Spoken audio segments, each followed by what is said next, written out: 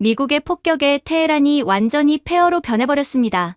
이란의 비위를 맞추며 석유를 빼오던 이른바 동맹 국가들은 가장 먼저 도망가버렸고 이 나라에는 완전히 희망이 사라지는 것처럼 보였습니다. 하지만 이때 한국이 기적을 보여주기 시작합니다. 한국은 이란이 먼저 베풀어준 은혜를 잊지 않았고 현재 쑥대밭이 된 테헤란에서 유일하게 희망을 지키는 존재로 전 세계의 감탄과 존경을 받고 있다고 하는데요.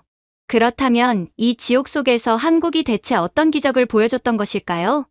어젯밤 테헤란 상공에서 터진 미군의 전자기 펄스. 단 한 발이 8천만 명의 목숨이 달린 생명줄을 단 1초 만에 끊어버렸습니다. 저는 그 순간을 런던 지하 위기 통제센터 메인 콘솔 앞에서 지켜봤습니다. 이 바닥에서 20년 넘게 굴러먹은 저였지만 그날 밤만큼은 손가락이 키보드 위에서 멈춰버렸거든요. 감정을 숫자 뒤편으로 밀어넣는 게 이 직업의 본질인데 그날 밤은 그게 영 잘 안 됐습니다. 펜타곤에서 쏟아지는 실시간 위성 데이터가 냉정하게 모든 걸 보여주고 있었으니까요. 테헤란 시내 전력망 파괴율 98.7%, 상수도 가동률 0%, 통신망 완벽 단절, EMP 충격 후 불과 30초 만에 인구 1,500만이 사는 메가시티 테헤란이 위성 지도 위에서 그냥 지워진 겁니다. 스위치 내리듯이요. 밤하늘에서 내려다보면 도시 전체가 칠판에 분필 지우듯 싹 꺼져버린 거예요. 도시 하나가 그냥 1초 만에요. 저는 그 숫자들을 응시하면서 번역을 시작했습니다. 이게 제 버릇이거든요. 숫자를 현실로 바꾸는 작업. 전력망 98.7% 파괴가 뭘 뜻하는지 아십니까? 병원 중환자실 인공호흡기들이 알람 소리 하나 없이 일제히 꺼진다는 겁니다. 알람을 울릴 전기 자체가 없으니까요. 수술실은 암흑이 됩니다. 마취가 절반쯤 진행된 환자가 수술대 위에 누워있는 채로요. 신생아 집중치료실의 인큐베이터들, 혈액투석기들, 심전도 모니터들이 전부 동시에 그 자리에서 꺼집니다. 1초 안에 전부. 상수도 가동률 0%는 또 뭘 뜻하느냐? 1,500만 명이 내일 당장 마실 물이 없다는 얘기입니다. 테헤란은 사막 기후입니다. 여름 낮 기온이 40도를 훌쩍 넘어요. 물이 없으면 사흘입니다. 버틸 수 있는 시간이. 저는 그 숫자를 보면서 오른손 손가락 끝을 키보드에 올려놓은 채로 한동안 아무것도 입력하지 못했습니다.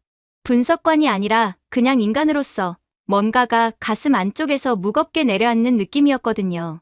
폭격 개시 후 2시간쯤 지났을 때였습니다. 저는 항공 항적 분석 데이터를 병행 모니터링하고 있었는데 흥미로운 패턴이 잡혔습니다.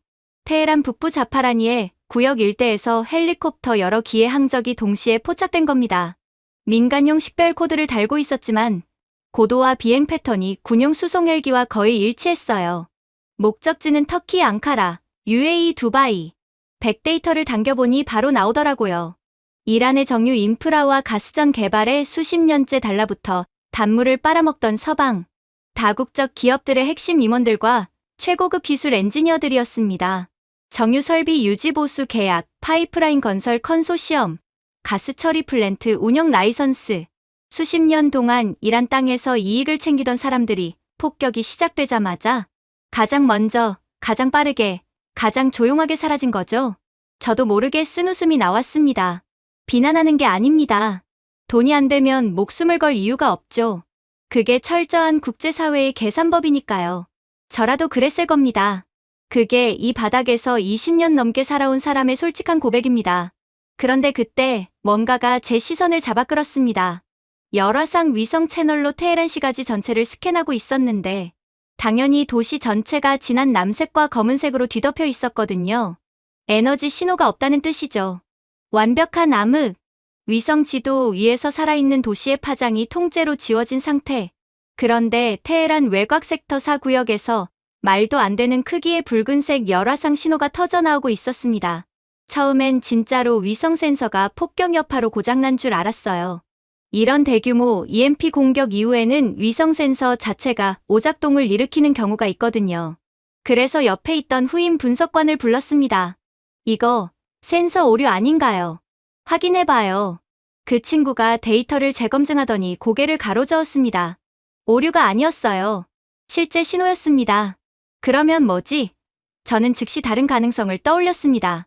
이란 군부가 폭격 혼란을 틈타 어딘가 숨겨둔 지하 시설을 가동하기 시작한 건 아닐까? 혹시 지하에 구축해둔 군사지휘 벙커가 자체 전력으로 돌아가고 있는 건 아닐까? 저는 바로 주민을 지시했습니다. 최고 해상도로 모든 채널 동시에 위성이 초점을 좁혀가는 10여 초가 어찌나 길던지요. 저는 그 짧은 시간 동안 키보드 위에 손을 올려놓고 화면만 응시했습니다. 고해상도 위성 이미지가 차츰 선명해지기 시작했는데 그 순간 저는 눈을 비볐습니다. 그리고 다시 봤습니다.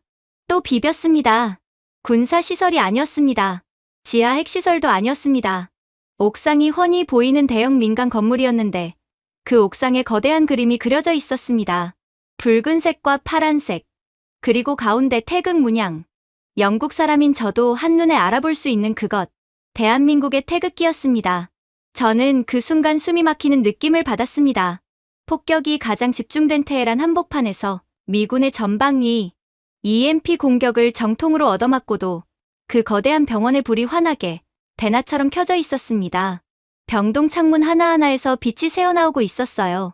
위성 열화상 이미지에는 그 건물 안쪽에서 사람들이 분주하게 움직이는 체온 신호가 가득했습니다. 꺼지지 않고 있었습니다. 도시 전체가 암흑으로 잠긴 그 한가운데서 그 병원만큼은 살아있었습니다. 저는 한동안 모니터를 바라보며 아무 말도 못했습니다. 저의 20년 경력이 통째로 흔들리는 것 같은 느낌이었거든요. 제 옆에 후임 분석관도 입을 다물고 있었습니다. 실내에 정적이 흘렀습니다. 통제센터 안에 있던 사람이 저 포함 4명이었는데 아무도 말을 꺼내지 않았어요. 그 침묵을 깬 건 저였습니다. 떨리지 않으려고 애쓰면서 보고서 항목에 입력해야 할 내용을 큰 소리로 읽듯이 중얼거렸습니다.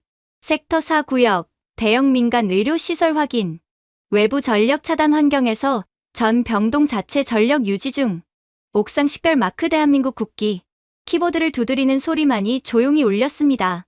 그리고 저는 그때까지도 완전히 이해가 되지 않았습니다. 어떻게 저게 가능하지? 이 도시가 통째로 꺼진 상황에서 저 병원만이 어떻게?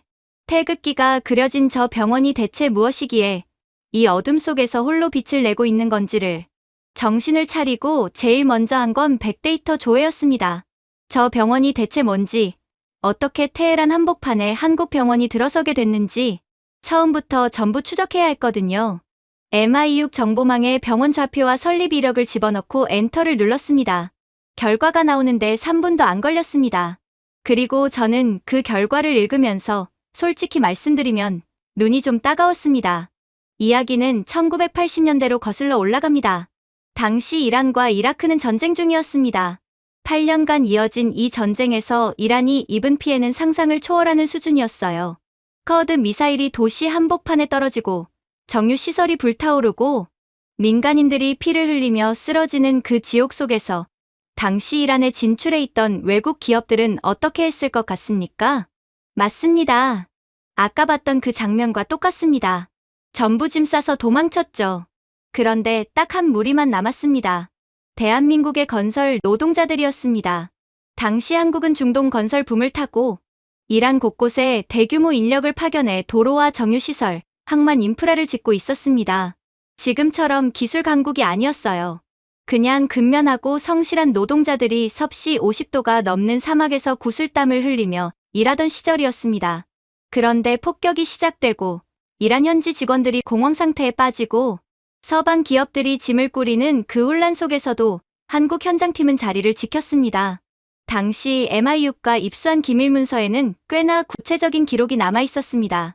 이란 남서부 아바단 정유시설 인근 건설 현장, 1983년.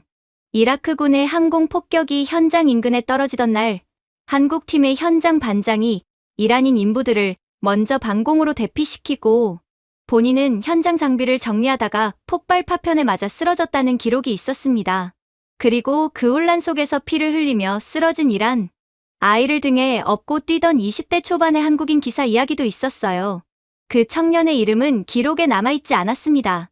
그냥 한국인 기사 중 막내라고만 적혀 있었습니다. 그 청년이 아이를 임시 의무대에 넘기고 나서 뭔가를 중얼거렸다는 목격자 진술이 남아있었는데 당시 이란인 통역을 통해 기록된 내용이 이거였습니다.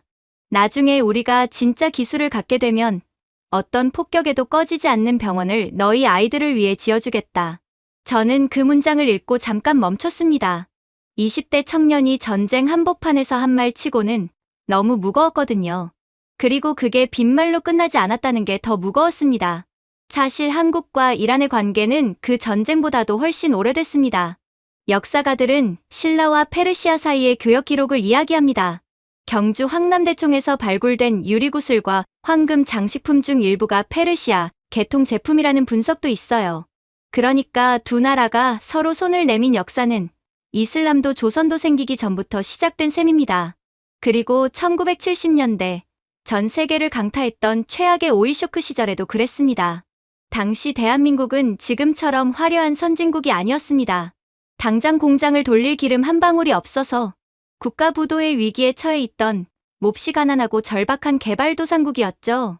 중동의 수많은 산유국들이 돈이 없는 한국을 외면하고 기름줄을 끊어버렸을 때 전 세계에서 유일하게 한국의 손을 잡아준 나라가 바로 이란이었습니다. 이란은 당장 대금을 지불하지 못하는 한국의 처지를 이해하고 조건 없이 막대한 양의 원유를 배에 실어 보내주었습니다. 그 피 같은 기름 덕분에 한국은 경제 붕괴의 위기를 넘기고 한강의 기적을 이룩할 수 있는 발판을 마련했거든요. 이란이 한국의 경제적 숨통을 살려준 생명의 은인이었던 셈입니다. 당연히 한국도 이 은혜를 되갚았죠. 1979년 이란 혁명 이후 국제사회가 이란의 등을 돌릴 때도 한국은 이란과의 교역 관계를 꾸준히 이어갔거든요. 미국의 눈치를 봐야 하는 처지였음에도 불구하고요. 그렇게 수십 년이 흘렀습니다. 그리고 나중에 어떤 폭격에도 안전한 병원을 지어준다던 한국의 그 약속은 진짜로 지켜졌습니다. 2010년대 초반 한국의 건설의료에너지 기업 컨소시엄이 이란 정부와 협약을 맺고 테헤란 외곽 섹터 4구역의 대형 소아종합병원 건립 프로젝트를 시작했습니다. 단순한 병원 건물이 아니었어요. 그 컨소시엄에는 한국의 배터리 기업과 반도체 설계사, 그리고 건설사가 함께 들어갔고 처음 설계 단계부터 어떤 재난 상황에서도 독립적으로 가동될 수 있는 병원이라는 개념이 들어가 있었습니다. 40년 전 그 약속이 설계도면 안에 녹아든 겁니다. 그리고 그 병원이 어젯밤 테헤란 전체가 꺼지는 그 순간에도 홀로 빛을 발하고 있었던 거였습니다. 저는 이 배경을 읽고 나서야 비로소 위성 화면의 그 붉은 신호가 이해되기 시작했습니다. 그리고 동시에 다음 질문이 떠올랐어요. 설계 의도는 알겠습니다. 그런데 그게 어떻게 실제로 가능했냐는 거죠. EMP는 그냥 전기를 끄는 게 아닙니다. 전자 장비 내부의 회로 자체를 태워버리는 겁니다. 아무리 좋은 배터리를 갖다 놔도 그 배터리를 제어하는 전자 회로가 타버리면 그냥 쇳덩어리에 불과하거든요. 저는 이 병원 인프라 스펙 자료를 추가로 요청했습니다. 자료가 들어오는데 약 20분 걸렸는데 그 20분 동안 저는 커피를 한 잔 다 마셨습니다. 그리고 자료를 받아 읽기 시작하면서 커피잔을 책상에 내려놓는 걸 잊었습니다. 이 병원의 지하에는 한국산 ESS, 즉 에너지 저장 장치가 매설돼 있었습니다. 이게 단순한 대형 배터리 창고가 아닙니다. 전고체 배터리 기반의 모듈형 저장 시스템인데 여기서 전고체라는 게 핵심입니다. 일반적인 배터리는 내부에 액체 전해질이 들어있습니다. 이게 충격을 받으면 누출되고 폭발하고 화재가 납니다. 중국산 배터리들이 EMP나 물리적 충격에 취약한 이유가 바로 이겁니다. 폭발 위험 때문에 설계 자체가 두꺼운 방호 케이스로 둘러싸여 있고 그러다 보니 부피와 무게에 비해 실제 용량이 떨어집니다. 유럽 기술이요. 기반 기술 자체의 개발 속도가 한국보다 현저히 뒤처져 있어서 대용량 전고체 모듈은 아직 상용화 단계조차 따라오지 못한 수준이에요. 반면 한국의 전고체 배터리는 전해질 자체가 고체입니다. 폭발할 액체가 없으니 폭발 위험이 근본적으로 없고 같은 부피에 훨씬 많은 에너지를 담을 수 있습니다. 에너지 밀도가 기존 액체 전해질 배터리 대비 30% 이상 높다는 게 업계의 공통된 평가예요. 그리고 외부 충격에 대한 내성도 압도적으로 강합니다. 고체이기 때문에 구조 자체가 흔들리지 않거든요. EMP로 인한 전자기 충격에도 물리적 폭격 충격파에도 훨씬 강한 내성을 갖도록 설계되어 있었습니다. 세계 배터리 시장 점유율을 보면 이 기술력이 얼마나 압도적인지 바로 보입니다. 한국의 3대 배터리 기업이 전기차용 배터리 글로벌 시장에서 차지하는 점유율은 합산 50%를 훌쩍 넘습니다. 미국, 유럽, 일본 전부 포함해도 한국을 따라잡기 어려운 수준이고, 이 격차는 좁혀지는 게 아니라 오히려 벌어지고 있는 추세입니다. 왜냐하면 배터리 기술은 단순히 화학 공식 하나로 해결되는 게 아니거든요. 소재 연구, 제조 공정, 품질 관리, 대량 생산 인프라가 수십 년에 걸쳐 축적된 노하우 위에 서 있는 겁니다. 다른 나라가 설계도를 구한다고 해서 당장 따라 만들 수 있는 게 아니에요. 냉면 레시피를 안다고 해서 평양냉면 맛을 낼 수 없는 것처럼요. 그런데 저를 더 놀라게 한 건 배터리 자체가 아니라 그 배터리를 제어하는 반도체였습니다. 병원 메인 서버에는 한국이 설계한 AI 연산 반도체, 이른바 NPU가 탑재돼 있었습니다. NPU라는 게 뭐냐면 쉽게 말해서 인공지능 연산에 특화된 두뇌 같은 칩입니다. 기존 반도체가 순서대로 계산하는 직렬 처리 방식이라면 NPU는 여러 연산을 동시에 병렬로 처리합니다. 속도가 비교 자체가 안 됩니다. 그리고 이 NPU가 어젯밤 외부 전력이 끊기는 그 찰나에 배터리 전환 명령을 내렸습니다. 얼마나 빨리? 전력 차단을 감지하고 내부 배터리로 스위칭하는데 걸린 시간이 0.003초 수준이었습니다. 사람이 눈을 한번 깜빡이는 시간이 대략 0.1초에서 0.4초 사이입니다. 그보다 수십 배 빠르게 반응한 거예요. 인공호흡기가 꺼지기도 전에 배터리가 이미 켜졌다는 얘기입니다. 그것뿐이 아니었습니다. 이 NPU가 전력 전환 직후에 한 일이 더 있었습니다. 배터리 잔량이 무제한이 아니잖아요. 비상 상황에서 어디에 얼마큼의 전기를 배분할 것인지 실시간으로 우선순위를 계산하고 자동으로 배분을 조절했습니다. 중환자실 인공호흡기와 신생아 인큐베이터가 최우선 순위, 수술실 조명이 그 다음. 일반 병동은 최소한의 전력만 유지. 이걸 사람이 하나하나 판단하고 지시한 게 아닙니다. 칩이 알아서 한 거예요. 0.003초 안에요. 저는 이 스펙 문서를 읽으면서 서방 정보국들이 왜 이 기술을 그토록 주시하는지 이해할 수 있었습니다. 미국과 유럽이 이 NPU 반도체를 군사용, 그러니까 드론 제어나 미사일 궤도 계산 같은 살상 목적으로 집중 개발하는 동안 한국은 같은 수준의 연산 능력을 민간 병원의 생명 유지에 쓰고 있었던 겁니다. 무기를 만드는 쪽과 사람을 살리는 쪽에 같은 기술을 쓴다는 그 방향의 차이가 저는 그냥 기술 선택의 문제가 아니라 그 나라의 가치관을 보여주는 것 같아서 한동안 멍하게 앉아 있었습니다. 한국 반도체의 글로벌 위상은 수치로 보면 더 선명합니다. 삼성전자와 SK하이닉스가 차지하는 디램 글로벌 점유율은 두 기업을 합산했을 때 70%를 초과합니다. 낸드 플래시 메모리 역시 삼성 단독으로 30% 중반대를 유지하고 있어요. 전 세계에서 돌아가는 서버, 데이터 센터, 의료 장비, 통신 장비 안에 들어가는 메모리 칩셋 중 열의 7은 한국 것이라는 얘기입니다. 여기에 파운드리, 즉 반도체 위탁 생산까지 더하면 이야기는 더 복잡해집니다. TSMC가 대만에서 제조하지만 그 공정에서 쓰이는 핵심 소재와 검사, 장비 상당 부분이 한국 기업들의 납품 없이는 돌아가지 않거든요. 저는 그날 새벽 자료를 다 읽고 나서 보고서 요약란에 이렇게 적었습니다. 섹터 4의 한국 병원은 단순한 의료시설이 아닙니다. 이것은 40년 전의 약속이 최첨단 기술로 완성된 구조물입니다. 그리고 그 구조물은 전 세계가 한국의 기술 없이는 제대로 숨을 쉬기 어려운 시대가 이미 도래했음을 증명하는 실물 증거입니다. 보고서를 저장하고 화면을 닫았습니다. 그리고 창밖의 런던 밤하늘을 바라봤습니다. 테헤란에서 수천 킬로미터 떨어진 이곳에서 저는 한국이라는 나라가 얼마나 조용하고 철저하게 세상을 바꿔놓았는지를 그날 처음으로 제대로 느꼈습니다. 저는 보고서를 닫고 나서도 한참 동안 자리에서 일어나질 못했습니다. 드디어 밝혀진 한국 기술력의 배경, 그 40년 전 약속의 이야기가 머릿속에서 계속 맴돌았거든요. 그런데 뭔가 이상했습니다. 아무리 약속이 감동적이고 기술이 뛰어나다 해도 한국이 왜 하필 이란이었을까요? 전쟁 중인 나라에 수익도 불확실한 땅에 리스크를 감수하면서까지 40년을 함께한 이유가 단순히 감정적인 의리 하나로 설명이 될까요? 저는 좀 더 파고들어야 했습니다. 아카이브를 더 깊이 뒤졌습니다. 1970년대부터 시작된 한국과 이란의 건설 협력 문서들이 쏟아져 나왔는데 읽으면 읽을수록 숙연해질 수밖에 없었습니다. 언급했듯이 한국이 중동 건설 시장에 처음 발을 들인 건 1970년대 초였습니다. 당시 한국은 지금과는 완전히 달랐어요. 전쟁의 폐허 위에서 겨우 산업화를 시작한 나라였고 기술력이라고 부를 만한 건 사실상 없었습니다. 그냥 몸으로 때우는 나라였어요. 그런데 그 몸으로 때우는 방식이 달랐습니다. 이란 테헤란 남부 외곽의 정유 시설 확장 공사 현장. 1970년대 후반 한국의 한 건설사가 수주한 대규모 프로젝트였습니다. 당시 현장에 파견된 한국 인원은 기술자부터 일반 노동자까지 수백 명 규모였는데 이 사람들의 생활 패턴이 이란 현지인들 사이에서 화제가 됐다고 당시 기록에 남아 있습니다. 섭씨 50도가 넘는 한낮에도 모래바람이 얼굴을 찢어놓는 날씨에도 한국 인부들은 쉬지 않았습니다. 이란 현지 인부들이 더위에 지쳐 그늘을 찾을 때 한국 반장들은 공사 진척률 도표를 손으로 그리며 작업 순서를 다시 짜고 있었습니다. 밥 먹는 시간에 공구를 고치고 해가 지면 손전등을 켜고 도면을 읽었습니다.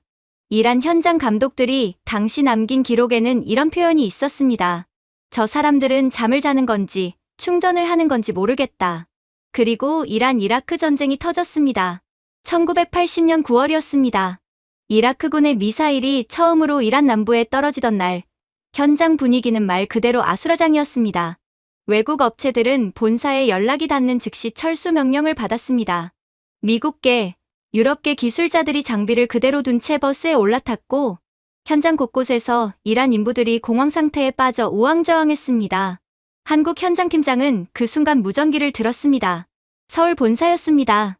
본사가 뭐라고 했는지는 기록에 정확히 남아있지 않습니다. 하지만 현장팀장이 뭐라고 답했는지는 남아있었습니다. 현장 마무리 안 하고 나갈 수는 없습니다. 이란 사람들 대피 정리되면 그때 얘기하겠습니다. 그리고 전화를 끊었습니다. 그날 그 현장에서 한국팀은 이란 인부들을 먼저 현장 밖으로 내보냈습니다. 그러고 나서 장비를 묶고 덮개를 씌우고 공사 도면을 방수 케이스에 담았습니다. 언젠가 다시 와서 마저 지어야 하니까라는 이유로요. 전쟁 중에도 포성이 멀리서 들려오는 상황에서도 그 사람들은 미완성 공사를 잊지 않겠다는 태도로 철수했습니다. 당시 한국 엔지니어들이 이란에서 보여준 건 단순한 성실함만이 아니었습니다. 기술적 창의성도 함께였습니다. 전쟁이 길어지면서 이란은 자재 보급이 사실상 끊겼습니다. 시멘트도, 철근도, 장비 부품도 모자랐어요. 서방 기술자들이 있었다면 자재가 없으면 공사는 불가능하다고 했을 겁니다. 교본에 없는 방법은 쓰지 않는 게 서방공학의 방식이니까요. 그런데 한국 엔지니어들은 달랐습니다. 자재가 없으면 있는 걸로 만드는 사람들이었습니다. 당시 이란 현지에서 조달 가능한 재료는 거친 사막 모래와 소량의 시멘트, 그리고 오래된 철근이 전부였어요. 한국 엔지니어들은 이걸 가지고 폭격 충격파를 분산시키는 방식을 고민했습니다. 교본에 없는 계산을 직접 했습니다. 충격파가 한 지점에 집중되지 않도록 하중을 분산하는 돔 형태의 간이 구조물 설계가 그 결과였습니다. 서방공학계 기준으로는 비표준 방식이었지만 그 구조물은 실제로 효과가 있었습니다. 이란 당국자들이 그걸 보고 고개를 절레절레 흔들며 황당해했다는 기록이 있을 정도였으니까요.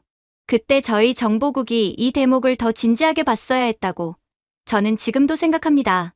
가진 게 없을 때 더 창의적이고 한계가 없다고 생각하는 뇌구조. 그게 나중에 어떤 결과를 만들어낼지를. 전쟁이 끝나고 세월이 흘렀습니다. 한국은 조용히, 그러나 무섭게 달라지고 있었습니다. 1990년대를 지나 2000년대에 접어들면서 그 모래바람 속에서 삽들고 일하던 나라가 세계 반도체와 디스플레이, 조선과 플랜트 시장을 잠식하기 시작했습니다. 그리고 2010년대 이후 한국은 이란으로 다시 돌아왔습니다. 이번엔 삽이 아니라 설계 도면을 들고요. 이란의 사우스파 가스전은 세계 최대 규모의 천연가스 매장지입니다. 이 가스전의 플랜트 설비와 생산 공정에 한국의 엔지니어링 기업들이 대거 참여했습니다. 단순히 설비를 납품한 수준이 아니었어요. 가스전 전체를 실시간으로 제어하는 SCADA 시스템. 쉽게 말하면 가스전의 두뇌 역할을 하는 통합 제어 인프라를 한국 기업이 깔았습니다. 어디서 가스가 얼마나 올라오는지, 어느 밸브를 어느 타이밍에 열고 닫아야 하는지, 설비에 이상이 생기면 몇 분 안에 어떤 순서로 조치해야 하는지, 이 모든 걸 관장하는 시스템이 한국산이라는 겁니다. 테헤란의 상수도 관리 시스템도 마찬가지였습니다. 이란은 물 부족 국가입니다. 강수량이 적고 지형적으로 수자원 관리가 어렵습니다. 이 문제를 풀기 위해 이란 정부가 선택한 파트너가 한국이었어요. 테헤란 광역 상수도 스마트 관리 시스템. 수압 이상을 감지하고 손실량을 계산해 배관 어느 지점에서 누수가 발생했는지 실시간으로 찾아내는 이 정밀한 시스템이 한국 기업의 기술로 구축됐습니다. 1970년대에 삽들고 왔던 그 나라가 이제는 이란의 수도 시스템 두뇌를 설계하고 있다는 겁니다. 저는 이 지점에서 숫자를 더 뽑아봤습니다. 그리고 조금 아찔해졌습니다. 글로벌 해수 담수화 설비 시장에서 한국 기업들의 점유율은 이미 세계 상위권입니다. 중동 전역에 들어선 담수화 플랜트 상당수가 한국 기업이 설계하거나 핵심 기자재를 납품한 것들이에요. 담수화 설비 안에 들어가는 초정밀 역삼투압 멤브레인 필터, 고압 펌프 제어 시스템, 에너지 회수 장치. 이 하나하나를 만들 수 있는 나라가 전 세계의 손에 꼽힐 정도입니다. 그리고 그 손에 꼽히는 나라 중에서 가장 앞서 있는 곳이 한국이에요. 중동 주요 국가들의 전력망 제어 시스템도 마찬가지입니다. 발전소에서 전기가 생산돼서 각 가정까지 안정적으로 흘러가게 하는 그 전체 시스템. 이걸 관장하는 핵심 제어 장비와 소프트웨어의 상당 부분이 한국 기업 것입니다. 중동 주요 국가 기준으로 전력 인프라, 제어 핵심 부문에서 한국 기술 의존도가 높다는 건 업계에서 공공연하게 알려진 사실이에요. 다만 그게 얼마나 광범위한지를 일반인들은 잘 모를 뿐입니다. 저도 몰랐습니다. 이 일을 하면서도요.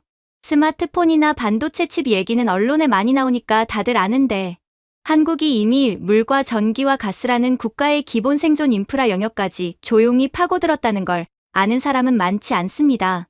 겉으로 보기엔 그냥 공장 짓고 파이프 연결하는 건설 사업처럼 보이거든요. 그런데 그게 아닌 겁니다. 그 인프라를 제어하는 두뇌 시스템을 누가 만들었느냐? 그 시스템이 어느 나라 코드로 돌아가느냐? 그걸 유지보수할 수 있는 기술자가 어느 나라 사람이냐? 이게 진짜 문제입니다. 한국이 지원을 끊으면 그 시스템을 당장 대체할 나라가 없습니다. 기술 이전이 완전히 이루어지지 않은 상태에서는 특히요. 담수화 설비의 핵심 소모품 하나를 교체하는데도 한국 부품이 필요하고 제어 시스템에 오류가 생기면 한국 엔지니어가 와야 해결이 되는 구조가 현실에서 이미 형성돼 있습니다. 무기를 겨누지도 않고 협박 한마디 없이 그냥 일을 잘하다 보니까 어느 순간 없어서는 안 될 나라가 된 거예요. 저는 그 사실을 깨닫고 나서 한동안 이 아카이브 자료들을 가만히 바라봤습니다. 1970년대에 섭씨 50도의 사막에서 이란 인부를 먼저 대피시키고 수첩에 약속을 적던 그 사람들. 자재가 없어도 모래와 시멘트로 돔을 설계하던 그 엔지니어들. 그 사람들이 자식 세대에게 무언가를 물려줬습니다. 기술 매뉴얼만이 아니라 절대 포기하지 않고 끝까지 해내고야 마는 그 어떤 유전자 같은 것을요. 그리고 그 자식 세대가 지금 이 순간 테헤란의 암흑 속에서 홀로 빛을 내는 병원을 짓고 운영하고 있었습니다. 저는 영국 사람입니다. 한국에 아무런 연고도 없습니다. 그런데 그 아카이브를 다 읽고 나서 든 생각은 딱 하나였습니다. 이 나라는 처음부터, 시작부터 그냥 남달랐던 겁니다. 하지만 뭔가 이상했습니다. 이 정도 규모의 폭격 작전에서 특정 구역이 단 한 발도 피해를 입지 않았다면 상식적으로는 그 구역에 미사일을 요격할 수 있는 방어 체계가 갖춰져 있다는 뜻이거든요. 그래서 저는 섹터 내병원 주변의 방공 자산을 먼저 뒤졌습니다. 이란 혁명수비대가 이 구역에 단거리 방공 시스템을 배치했을 가능성, 혹은 러시아제 방공망이 이 구역을 커버하고 있을 가능성을 검토했습니다. 아무것도 없었습니다. 방공망 자체가 없었어요. 그렇다면 왜 미군 폭격이 이 구역을 비껴갔냐? 저는 다른 각도로 파고들었습니다. 그리고 나온 답이 솔직히 말씀드리면 저를 한동안 멍하게 만들었습니다. 미군이 그 병원 근처에 단 한 발의 폭탄도 투하할 수 없었던 이유는 기술적 방어 때문이 아니었습니다. 처음부터 작전 계획 단계에서부터 그 구역이 타겟 리스트에 올라가지 않았던 겁니다. 한국 외교부가 그걸 막아버렸거든요. 폭격이 임박했다는 정보를 한국 측이 어느 경로로 입수했는지는 공개된 자료에 없습니다. 다만 결과적으로 한국 외교부는 미 국방부와 중부사령부를 상대로 사전에 치밀한 교섭을 진행했습니다. 외교 채널로 제네바 협약 제19조를 정식으로 인용하며 해당 병원의 정확한 GPS 좌표를 민간 의료시설로 등록하고 교전 당사자 쌍방이 타격을 금지해야 하는 보호구역으로 공식 통보한 겁니다. 그런데 여기서 한국이 결정적인 한 수를 더 뒀습니다. 서류 하나로 끝낸 게 아니었어요.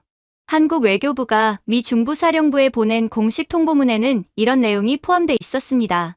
해당 병원 안의 대피 명령에도 불구하고 이란 민간인 치료를 위해 자발적으로 잔류한 대한민국 국적의 의료진과 기술 인력이 다수 있다는 것. 그리고 한국 정부는 이들의 신변 보호에 대해 미 측에 공식 확인을 요청한다는 내용이었습니다. 이게 왜 결정적이냐면요.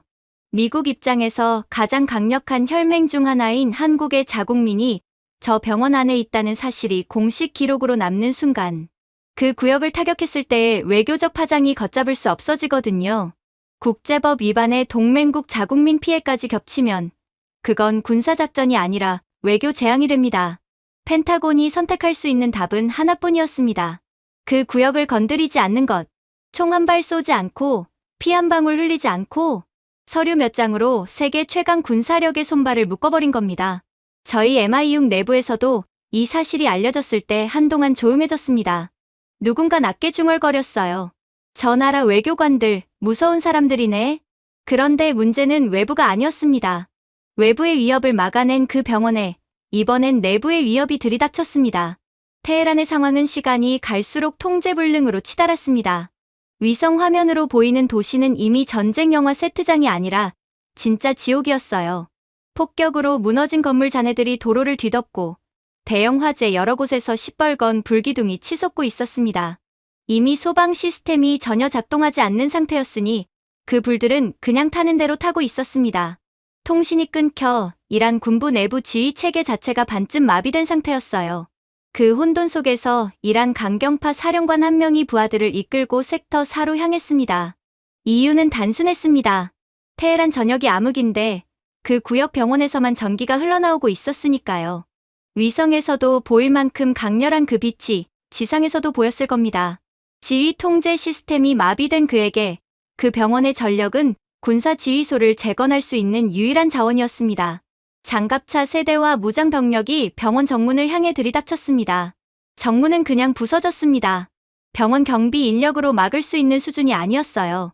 군인들은 복도를 지나 병동 안으로 진입했습니다. 저는 이 순간의 상황을 이후 현장 첩보원의 보고서를 통해 재구성할 수 있었는데 읽으면서 손이 저릿해지는 느낌을 받았습니다. 중환자실 문이 군화발길에 쾅 하고 열렸을 때 총구를 앞세운 군인들이 본 것은 최첨단 장비가 빛나는 미래형 의료시설이 아니었습니다. 먼지와 파편을 온몸에 뒤집어 쓴 채로 수술대 앞에 선 한국인 의사였습니다. 이마에서 땀이 뚝뚝 떨어지는 채로, 손에 피가 묻은 채로 이란 아이의 배를 봉합하고 있는 그 의사. 병동 가장자리 접이식 의자에는 한국인 간호사가 앉아 있었습니다. 자리에 앉아 쉬는 게 아니었어요. 양손으로 엠부백을 쥐고 일정한 간격으로 압박하고 있었습니다. 인공호흡기가 모자라서 손으로 직접 아이의 숨을 만들어주고 있었던 거였습니다. 손이 퉁퉁 부어 있었습니다. 얼마나 오래 그러고 있었던 건지 손가락 마디가 하얗게 질려 있었습니다. 복도 쪽 처치 구역에서는 한국인 의사 한 명이 손전등을 이마에 묶고 무릎을 꿇은 채 이란 남성의 다리를 꿰매고 있었습니다. 전력이 부족해 수술실 조명을 낮춰야 했기 때문에 그 의사는 헤드랜턴 불빛에 의지의 바늘을 움직이고 있었던 거였습니다. 그때 밖에서 장갑차 소리와 함께 문이 박살나는 굉음이 들렸습니다. 그 소리를 들은 한국인 의사 한 명이 한 일이 있었습니다. 반사적으로 수술대 위에 일한 환자 위로 자기 몸을 숙여 덮은 겁니다. 무언가를 계산하거나 생각할 시간이 없었을 거예요. 그냥 몸이 먼저 움직인 거였습니다. 총이 들어올 수 있는 상황에서 눈앞에 환자를 먼저 덮은 거죠. 첩보 보고서에는 그 다음 장면이 이렇게 기술돼 있었습니다. 진입한 군인들이 약 40초간 이동을 멈췄음. 지휘관이 어떤 명령도 내리지 않았음. 40초. 전투 상황에서 40초는 굉장히 긴 시간입니다. 그 40초 동안 총구를 든 군인들이 본 것은 자국민을 향해 총을 겨누러 온 그들에게 생판 모르는 외국인들이 그 자국민을 품에 안고 숨을 불어넣어 주고 있는 장면이었습니다. 살기 어린 눈빛으로 들어온 군인들의 표정이 어떻게 바뀌었는지를 저는 직접 보지 못했습니다. 하지만 보고서에 남은 다음 문장이 그걸 대신해줬습니다. 일부 병사들이 소총을 하강 자세로 전환하였음. 총구가 내려갔습니다. 하지만 사령관은 포기하지 않았습니다. 감정으로 흔들리기에는 군인 경력이 너무 길었던 사람이었는지도 모릅니다. 그는 다른 방법을 선택했습니다. 대동하고 온 군부 기술 인력들을 전력 통제실로 보내 서버를 장악하고 병원 전력을 장갑차 및 임시 지휘소로 우회하라는 명령을 내렸습니다. 전력 통제실 문을 따고 들어간 기술 인력들은 서버를 보자마자 작업을 시작했습니다. 이 작업이 성공하면 병원은 전력을 잃고 중환자실의 환자들은 다시 암흑 속으로 떨어지는 구조였습니다. 그런데 이 병원 전력망의 설계가 그렇게 단순하지 않았습니다. 이 병원의 전력 시스템은 중앙 서버 하나에서 전체를 제어하는 방식이 아니었습니다. 각 병동의 주요 의료 장비들이 개별 노드로 작동하는 분산형 마이크로그리드 구조로 설계돼 있었어요. 쉽게 말하면 중앙을 뚫어도 각각의 마디들이 독립적으로 작동하도록 설계된 겁니다. 서버 하나를 장악한다고 전체 전력 흐름을 바꿀 수 없는 구조였던 거예요. 그리고 이 분산형 구조에는 또 하나의 설계가 더 있었습니다. 전력 재배분 명령을 실행하려면 그 명령이 실제로 유효한지 인증하는 과정이 필요했습니다. 이 인증이 중앙 서버 비밀번호 같은 걸로 뚫리는 방식이 아니었어요. 한국 수석 엔지니어가 소지한 하드웨어, 키에 내장된 물리적 복제, 방지 칩, PUF 반도체에만 반응하도록 설계돼 있었습니다. PUF 반도체는 쉽게 설명하면 이겁니다. 사람마다 지문이 다르듯이 이 칩은 제조 과정에서 생긴 미세한 물리적 편차를 고유 식별자로 사용합니다. 복제 자체가 원리적으로 불가능합니다. 똑같은 설계도로 칩을 만들어도 제조 공정에서 생기는 나노미터 단위의 오차가 전부 다르기 때문에 완전히 동일한 칩이 나올 수가 없거든요. 즉, 그 엔지니어의 키를 물리적으로 빼앗지 않는 이상 소프트웨어적으로는 절대 뚫을 수 없는 구조였습니다. 군부 기술 인력들이 서버 앞에 앉아 명령 입력을 시도했지만 시스템은 계속 같은 반응을 되돌려보냈습니다. 인증 실패, 인증 실패, 인증 실패. 그들이 우회 경로를 찾으려면 선택지가 하나밖에 없었습니다. 중환자실의 의료 장비들을 하나하나 직접 물리적으로 분리하는 것. 다시 말해, 이란 아이들과 이란 부상자들에게 연결된 생명 유지 장치의 플러그를 손으로 직접 뽑아야 한다는 얘기였습니다. 그렇게 각 장비에서 전력을 해제해야만 그 전력이 재배분 가능한 상태로 풀리도록 설계가 돼 있었거든요. 저는 이 설계를 이해하고 나서 한동안 말을 잇지 못했습니다. 이건 단순히 전기를 보호하는 기술이 아니었습니다. 이 전력을 가져가고 싶다면 내 손으로 직접 너희 나라 아이들의 숨통을 끊고 가져가라는 설계였습니다. 서류나 협박이 아니라 기술 자체로 윤리적 방어막을 만들어 놓은 겁니다. 이걸 뚫으려면 인간이기를 포기해야 했어요. 군부 기술 인력들은 노트북을 닫았습니다. 사령관이 뭐라고 했는지는 기록에 없습니다. 다만 장갑차가 후진해 병원 정문 밖으로 빠져나갔다는 사실만 위성 화면을 통해 확인됐습니다. 저는 그 장갑차가 물러나는 장면을 위성 화면으로 지켜보면서 이게 한국이 이긴 장면인지 아니면 인간이 이긴 장면인지를 한동안 생각했습니다. 한참을 생각하다가 내린 결론은 그 둘이 이 경우에는 같은 말이라는 것이었습니다. 장갑차가 물러났습니다. 총구가 내려갔습니다. 해킹 시도가 멈췄습니다. 저는 그 순간 위성 화면을 보며 이제 최악은 지났다고 생각했습니다. 솔직히 그랬어요. 군부가 철수했으니 급한 불은 꺼진 거라고요. 그런데 저는 틀렸습니다. 진짜 이야기는 그때부터 시작이었거든요. 그것도 제가 전혀 예상하지 못한 방향에서 거대한 파도처럼 밀려오고 있었습니다. 열화상 위성 채널을 통해 섹터 4 주변 상황을 계속 모니터링하고 있었는데 이상한 신호가 잡히기 시작했습니다. 병원 외곽 반경 수백 미터 구간에서 사람의 체온 신호가 급격히 증가하고 있었습니다. 처음엔 두세 개, 그 다음엔 수십 개, 그리고 몇 분 지나지 않아 수백 개의 열화상 점이 병원을 향해 모여들고 있었습니다. 저는 처음에 강경파 군부의 증원 병력인 줄 알았어요. 긴장하며 주민을 했는데 아니었습니다. 군인들이 아니었습니다. 통신이 완전히 끊긴 테헤란 시내를 어떻게 소식이 퍼졌는지는 지금도 정확히 알 수 없습니다.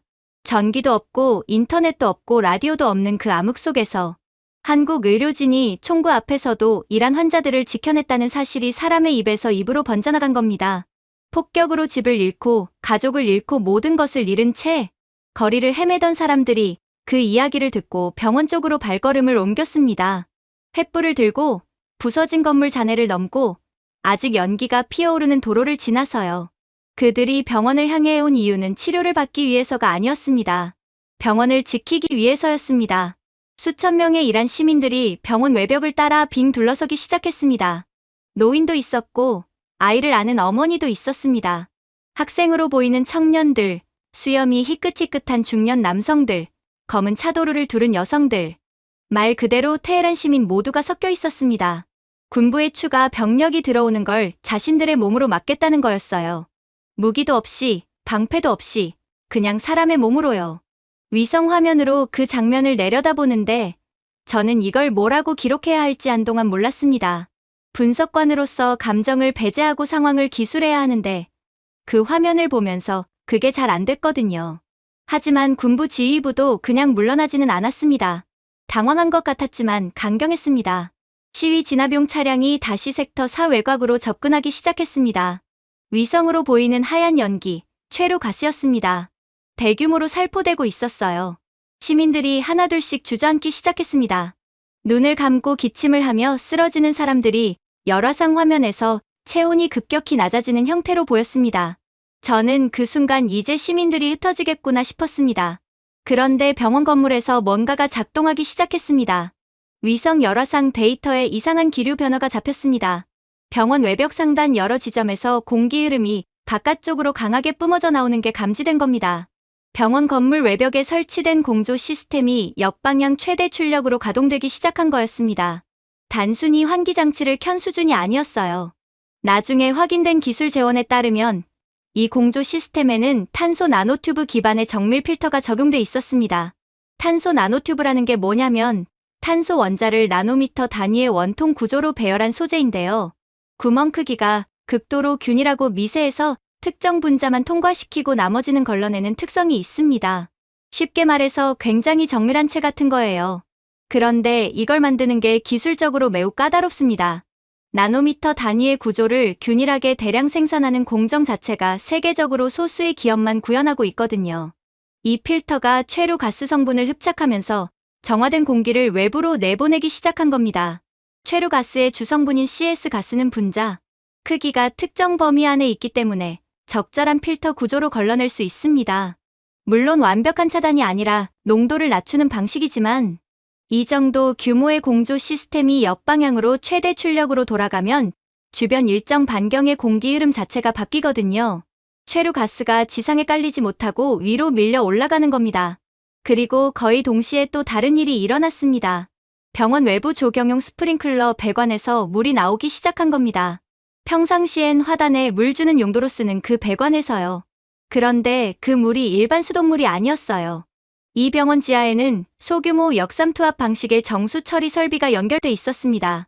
역삼투압이라는 게 해수 담수화에 쓰이는 핵심 기술인데 반투막을 통해 물 분자만 통과시키고 불순물과 이온은 걸러내는 방식입니다.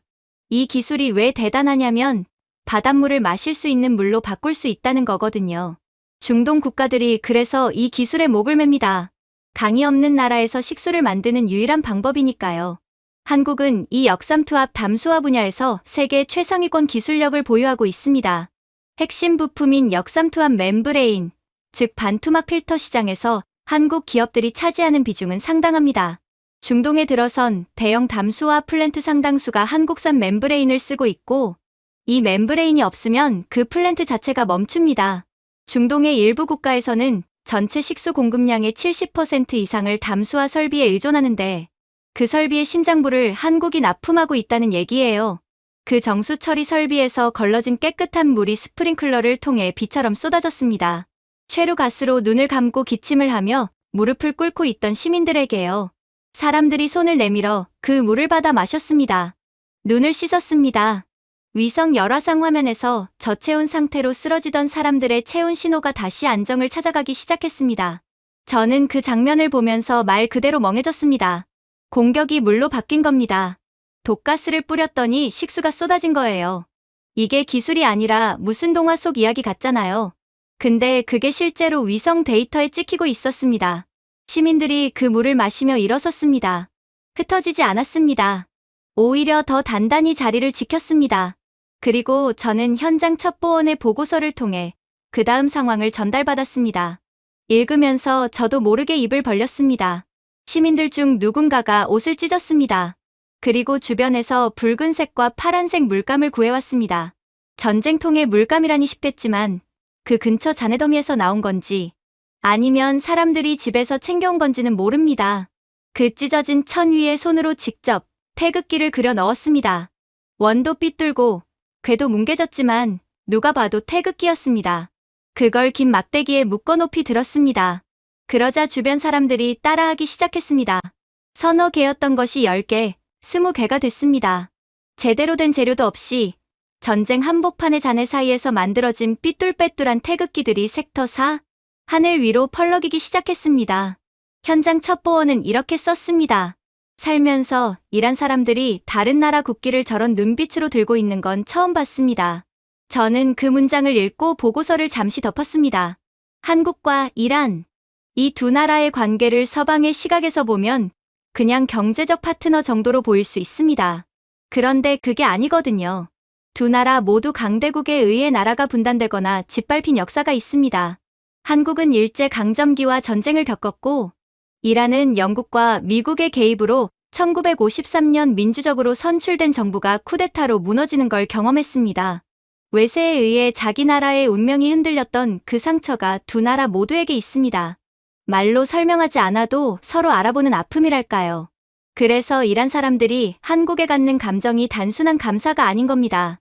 비슷한 상처를 가진 사람이 손을 내밀었을 때 느끼는 그 이상의 무언가가 있는 거였습니다. 섹터 4 하늘 위로 삐뚤어진 태극기들이 펄럭이는 그 장면이 저는 그 역사적 맥락과 겹쳐 보였습니다. 그리고 저는 이 사태 전체를 정리하면서 한 가지를 다시 생각하게 됐습니다.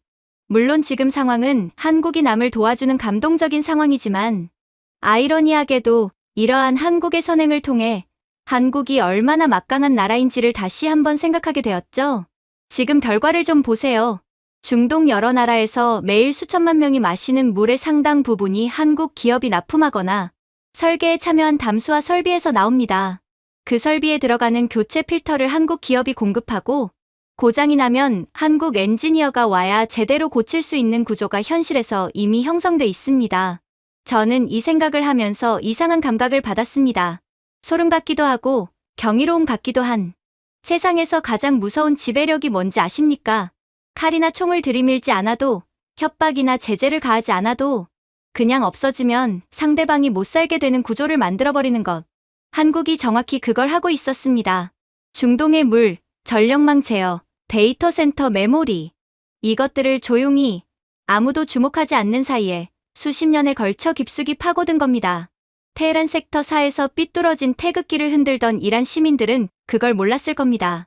그냥 자기들을 살려준 고마운 나라의 깃발을 흔들었겠죠. 그런데 저 같은 사람이 위성화면과 데이터를 보고 있으면 그 장면이 다르게 읽힙니다. 한국이라는 나라가 얼마나 깊게, 얼마나 넓게, 얼마나 조용하게 이 세계 안으로 들어와 있는지를 보여주는 장면으로요. 총 한 발 쏘지 않고, 전쟁 한 번 일으키지 않고, 기술과 신뢰로 세상을 움직이는 나라. 저는 그날 밤 보고서 요약란에 이렇게 적었습니다. K-테크의 지배력은 군사력이나 경제력이 아닌 대체 불가능성에서 나온다. 이것이 진짜 국력이다. 그러나 이러한 한국의 선전은 얼마 가지 못했습니다. 이내 충격적인 위기를 맞이하고 말았죠. 미국이 항의를 해왔습니다. 당연한 수순이었습니다. 작전 구역 한복판에서 동맹국이 독자적으로 움직이고 그게 위성 화면으로 실시간으로 잡히고 있는 상황이었으니까요. 저도 솔직히 이건 한국이 외교적으로 꽤 곤란한 상황이 되겠다 싶었습니다. 미 국무부가 한국 외교부에 비공식 채널로 메시지를 보낸 건 섹터 4에 이란 시민들이 모여들기 시작한 직후였습니다. 내용은 간결했어요. 군사작전 구역 내에서의 한국의 독자 행동이 작전에 혼선을 초래하고 있으며 즉각적인 조율이 필요하다는 것. 쉽게 말하면 지금 당장 멈추라는 얘기였습니다. 저는 한국이 어떻게 반응할지 지켜봤습니다. 사과를 할까? 아니면 협상 테이블로 끌려가는 모양새가 될까? 그런데 한국 외교부에서 날아온 답신은 제가 예상한 것과 전혀 달랐습니다. 한 장짜리 공식 전문이었어요. 짧았습니다. 그런데 그 짧은 문장들이 워싱턴을 그대로 얼어붙게 만들었습니다. 전문의 내용을 저도 나중에 입수할 수 있었는데 읽으면서 팔에 소름이 돋았습니다.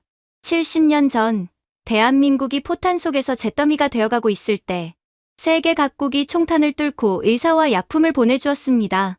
우리는 그 인류의 빚을 기억하고 있으며 지금 그것을 갚고 있을 뿐입니다. 죄 없는 아이들을 치료하는 행위에 제재를 가하시겠다면 대한민국은 기꺼이 감수하겠습니다. 저는 이 문장을 여러 번 다시 읽었습니다. 한 줄도 과장이 없었어요. 전부 사실이었습니다. 1950년 한국전쟁 당시 한국은 지도에서 지워질 위기였습니다. 인천부터 부산까지 불바다가 됐고 수도 서울이 2번이나 함락됐습니다. 그때 미군을 포함한 유엔 참전국들이 왔습니다. 총을 들고 싸웠고 의사들이 야전 병원을 차리고 부상자들을 살렸습니다.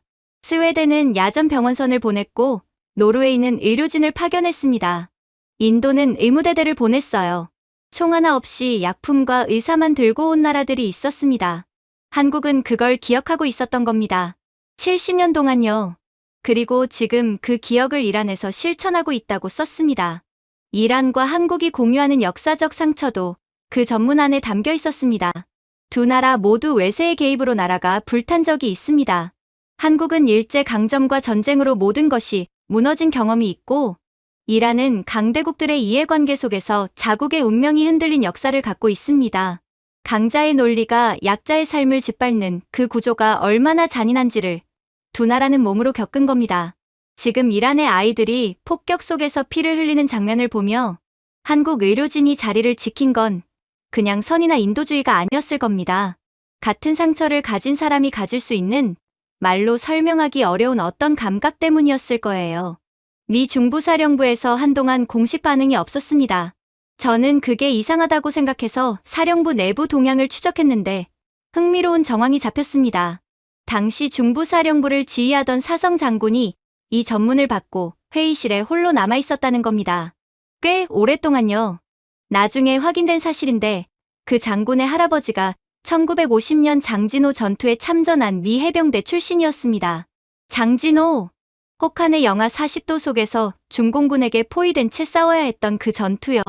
살아 돌아온 사람도 있었지만 돌아오지 못한 사람이 더 많았던 그 전투. 그 장군은 어렸을 때 할아버지한테 그 이야기를 들으며 컸을 겁니다. 지금 자신이 작전을 지휘하는 그 땅에서 70년 전 자기 할아버지가 목숨 걸고 지키려 했던 그 나라가 전쟁 한복판에서 적국의 민간인 아이들을 살리고 있다는 내용의 전문을 받아든 겁니다. 그 장군이 그 방에서 혼자 무슨 생각을 했는지는 아무도 모릅니다. 다만 그 이후 내려진 지시는 한국 관련 어떤 움직임에 대해서도 추가적인 제재 조치를 취하지 않는다는 것이었습니다. 공식 발표도 성명도 없었습니다. 그냥 조용히 그 방향으로 흘러갔습니다. 그리고 그로부터 몇 시간 뒤 저는 레이더 데이터에서 이상한 변화를 발견했습니다. 테헤란 상공을 커버하던 미 공군 레이더 네트워크 중 섹터 4 인근 반경 일부 구간에서 감지 신호가 현저히 줄어들었습니다. 레이더가 꺼진 건 아니었어요. 정확히는 그 구간에 대한 탐지 우선순위가 의도적으로 낮아진 겁니다. 명시적 허가도 공식 문서도 없었습니다. 그냥 그렇게 됐습니다. 미 공군이 한국에게 조용히 길을 열어준 거였습니다. 그 공백이 생긴 직후 제 모니터에 새로운 항적이 잡히기 시작했습니다. 대형 수송기 여러 기가 편대를 이루어 테헤란 상공으로 진입하고 있었습니다. 식별 코드를 조회했더니 대한민국 공군 소속 수송기들이었습니다. 저는 여기서 기술적으로 굉장히 중요한 사실 하나를 짚어야겠습니다. 이 수송기들이 EMP 피해를 입은 테헤란 상공 작전구역에 진입했다는 게 단순한 얘기가 아닙니다. EMP는 전자기 펄스로 반경 내의 전자 회로를 통째로 태워버리는 무기입니다. 폭격이 일어난 그 지역 상공에는 여전히 잔류 전자기 교란이 남아있을 수 있는 환경이었어요. 일반적인 항공기나 드론이 이 환경에 무방비 상태로 진입하면 항법 장비나 비행 제어 시스템에 오작동이 생길 수 있습니다. 실제로 이번 폭격 이후 이란군이 운용하던 일부 차량과 통신 장비들이 제 기능을 못하게 된 이유이기도 했고요. 그런데 한국 수송기들은 정상적으로 비행하고 있었습니다. 항적이 흔들리지 않았어요. 기체가 안정적으로 고도를 유지하며 섹터 4 상공으로 접근했습니다. 나중에 확인된 기술적 배경에 따르면 이 수송기들의 핵심 전자 장비와 항법 시스템에는 EMP 방호 처리가 적용돼 있었습니다. 도체 차폐 설계로 외부 전자기 충격이 내부 회로에 도달하지 못하도록 막는 방식인데 한국 방산 기술이 이 분야에서 독자적인 수준에 도달한 건 상당한 이유가 있습니다. 민간 전자산업에서 쌓아온 초정밀 회로, 설계 기술과 그걸 극한 환경에서 작동하도록 강화하는 방산 설계 노하우가 결합된 결과거든요.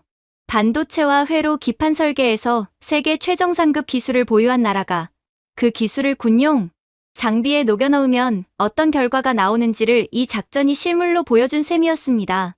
그리고 수송기와 함께 투입된 드론들도 마찬가지였습니다. 전자기 교란 환경에서 드론이 자율비행을 유지하려면 GPS 신호 교란에 대응하는 항법 시스템이 필요합니다. 한국산 드론들은 GPS 외에 관성 항법 장치와 지형 인식 알고리즘을 병행 운용하는 구조였는데 외부 전자기 신호가 교란되더라도 자체 센서와 연산으로 비행 경로를 유지할 수 있도록 설계돼 있었어요. 이게 얼마나 중요하냐면 요즘 드론들이 전장에서 가장 먼저 무력화되는 방법이 바로 GPS 교란이거든요. 그런데 이 드론들은 GPS가 없어도 날아다닌 겁니다. 굉음을 내며 섹터 430에 도달한 수송기들이 고도를 낮추기 시작했습니다. 화물 투하였습니다. 병원 앞마당으로 대형 화물들이 낙하산을 타고 내려왔어요. 열화상 위성으로 보면 크고 납작한 형태의 패키지들이 착지하는 게 보였는데 착지 직후부터 그것들이 불어나기 시작했습니다. 문자 그대로 부풀어 오르는 거예요. 압축 공기가 주입되면서 수십 초 만에 형태를 갖추기 시작했습니다. 경량 구조 소재로 만들어진 팽창식 의료 텐트들이었습니다. 나중에 확인한 재원에 따르면 이 텐트는 에어로겔 복합 소재를 기반으로 만들어진 것이었어요. 에어로겔이라는 게 일반인한테는 낯선 이름인데 쉽게 말하면 세계에서 가장 가벼운 고체 소재 중 하나입니다. 중량 대비 단열 성능이 극도로 높아서 같은 두께라면 일반 소재보다 훨씬 뛰어난 온도 유지 능력을 갖습니다. 가벼우니까 수송기에 많이 실을 수 있고 접으면 작으니까 보관이 용이하고 표면 단열이 되니까 의료 환경 유지에 유리하죠? 그리고 이 텐트 외피에는 얇은 방막 태양광 패널이 통합돼 있었습니다. 텐트가 완전히 팽창의 형태를 갖추면 외피 전체가 태양광을 흡수하기 시작합니다.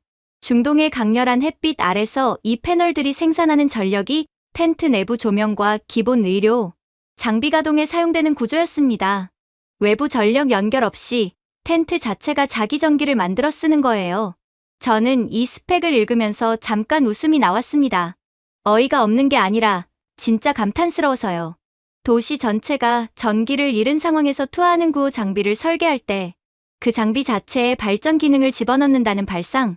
그게 한국 엔지니어들한테는 그냥 당연한 설계인 거잖아요. 텐트들이 완전히 형태를 갖추는데 15분이 채 걸리지 않았습니다. 그리고 그 텐트 안으로 한국 의료진과 장비들이 들어가기 시작했습니다. 기존 병원 건물의 수용 한계를 이미 넘어선 부상자들이 이 텐트 시설로 이동해 치료를 받기 시작했어요. 동시에 소형 드론들이 날기 시작했습니다. 의료진의 위치를 파악하고 혈액팩과 항생제, 수액 등을 정확히 필요한 곳으로 운반하면서요. 전자기 교란 환경에서도 흔들림 없이 날아다니는 그 드론들이 저한테는 그냥 기계가 아니라 한국의 기술이 실제로 살아 움직이는 모습처럼 보였습니다. 저는 이 장면들을 위성 화면으로 지켜보면서 방산 기술과 의료 기술과 물류 기술이 한 번의 작전 안에서 동시에 구현되는 장면이라는 걸 느꼈습니다. 그리고 그 모든 것의 바탕에 한국의 전자산업과 소재 기술과 설계 능력이 깔려 있다는 것도요. 저는 위성 화면을 보다가 현장 첩보 보고서 한 권을 받았습니다. 병원 지하 전력 통제실에서 목격된 장면에 대한 기록이었습니다. 그 밤, 시설 총괄 수석 엔지니어가 통제실 한쪽 구석에 앉아 있었답니다. 외부에서 지원 물자가 도착하고 텐트가 펼쳐지고 환자들이 안정을 찾아가는 상황이 확인된 직후였습니다. 그는 작업복 주머니에서 뭔가를 꺼냈습니다. 낡은 수첩이었어요. 표지가 너덜너덜하고 군데군데 얼룩이 진 수첩. 그걸 무릎 위에 올려놓고 한동안 바라봤답니다. 저는 그 수첩이 뭔지 알았습니다. MI6 아카이브를 통해 제가 찾아낸 그 기록. 1980년대 이란 이라크 전쟁 당시 폭격 현장에서 이란 인부들을 대피시키다 파편에 맞아 쓰러진 선배 기술자의 수첩이었습니다. 언젠가 우리 기술로 이 나라 아이들이 안전하게 치료받을 수 있는 병원을 짓고 싶다는 내용이 핏자국 위에 적혀있던 그것이요. 이 엔지니어가 그 수첩을 지니고 있었던 겁니다. 그 선배로부터 직접 물려받은 것인지 아니면 다른 경로로 전해진 것인지는 보고서에 나와 있지 않았습니다. 다만 그가 그것을 무릎 위에 올려놓고 환기창 너머 밤하늘을 올려다보며 조용히 뭔가를 중얼거렸다는 목격자 진술이 남아 있었습니다. 통역된 내용은 이랬습니다. 선배님, 보셨습니까? 이번엔 하나도 무너지지 않았습니다. 우리가 이 아이들을 다 지켜냈습니다. 저는 그 문장을 읽고 보고서를 덮었습니다. 그리고 한참 동안 아무것도 하지 않았습니다. MI6에서 20년 넘게 일하면서 저는 전쟁과 분쟁과 첩보와 이해관계를 다뤄왔습니다. 이 바닥은 냉정한 곳입니다. 숫자와 데이터와 국익이 전부인 세계예요. 감동 같은 건 사치고 낭만 같은 건 위험 요소입니다. 그런데 그날 밤 저는 그냥 인간이었습니다. 분석관이 아니라요. 한국이라는 나라가 한 일을 정리해보면 이렇습니다. 전쟁 한복판에서 적국의 민간인을 자국민처럼 치료했습니다. 총구 앞에서도 환자 곁을 떠나지 않았습니다. 강대국의 항의에 굴하지 않고 70년 전의 기억을 꺼내 당당하게 맞섰습니다. 전자기 교란이 남아있는 하늘을 뚫고 수송기를 날려 병원을 하늘에서 내려보냈습니다. 그리고 그 모든 걸 무기 하나 없이 기술과 의지와 기억으로 해냈습니다. 저는 그날 새벽 최종 보고서 마지막 항목에 이렇게 썼습니다. 한국은 단순히 기술을 수출한 게 아니었습니다. 그들은 세상이 가장 어두운 순간에 희망이라는 이름의 인프라를 지어올리고 있었습니다.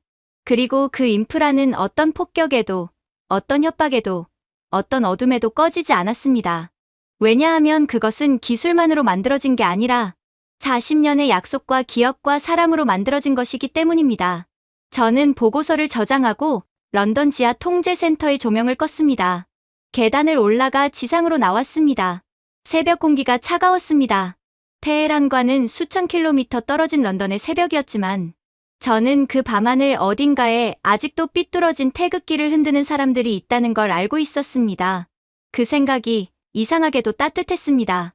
제가 준비해온 내용은 여기까지입니다. 끝까지 시청해주셔서 진심으로 감사드리며 여러분들의 구독과 좋아요, 알림 설정은 영상 제작에 큰 힘이 됩니다. 이상 세모튜브였습니다.